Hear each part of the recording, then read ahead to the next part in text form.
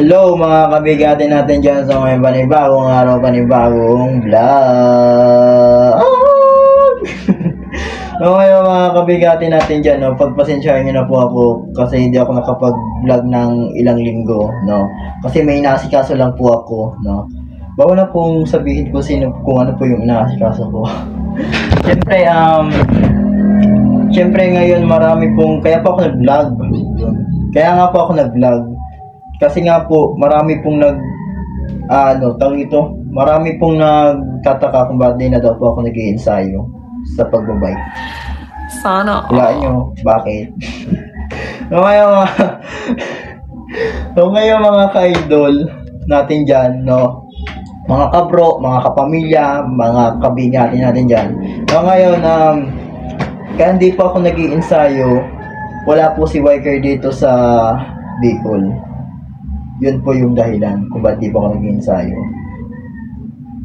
At sana rin po maintindihan ninyo yung sitwasyon ni Wiker doon sa Laguna. Si Wiker po is nasa Laguna, wala po dito sa Bicol na. Yun po yung dahilan kung ba't di po ako nakapag-ensayo na.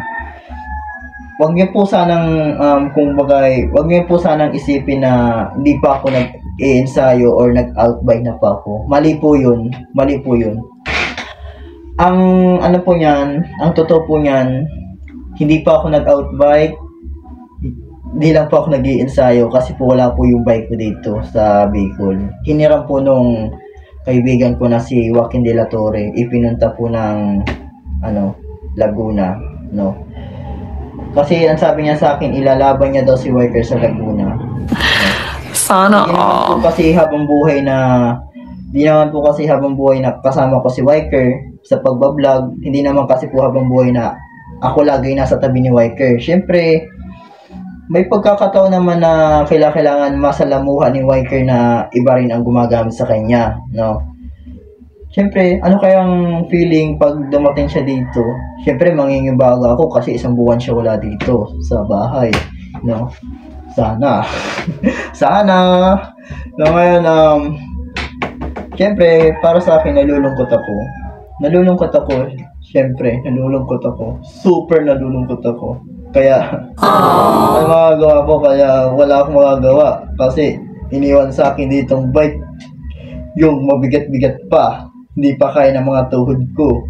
Yung bike ni Joaquin ang naiwan dito na si Jabas. Jabas ba yun? Hindi ko alam. Hindi ko kilala yung bike niya kung ano yun.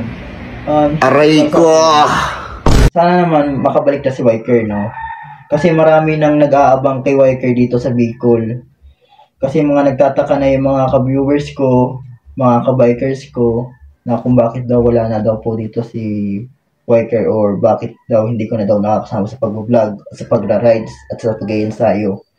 Actually, tataka na rin po yung mga ibang siklista dyan kung bakit di na rin daw pa ako nasali sa karera, di na rin daw pa ako nakakapag-funbike.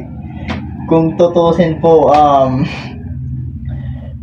kailangan muna natin magpahinga ng ilang taon dyan sa mga entry na yan, sa mga game na yan, no? Sa funbike, sa karera. Kailangan muna natin magpahinga dyan kasi kinakailangan muna natin mag-ensayo para lumakas ka sa pagbabike, no? Aray ko! Para sa akin, sana manalo si Wiker sa Laguna kasama si Joaquin, no? Sana maging gamay din ni Joaquin si Wiker kasi si Wiker hindi naman kasi kadali si Wiker, no? Hindi kadali yun.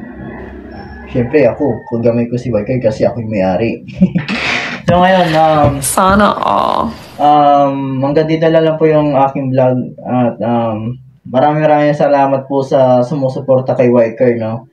At sa Rexy Bigatin, maraming salamat po. Hanggang dito na po aking vlog and follow po follow is my account and subscribe my YouTube account. Yun lang po and maraming salamat.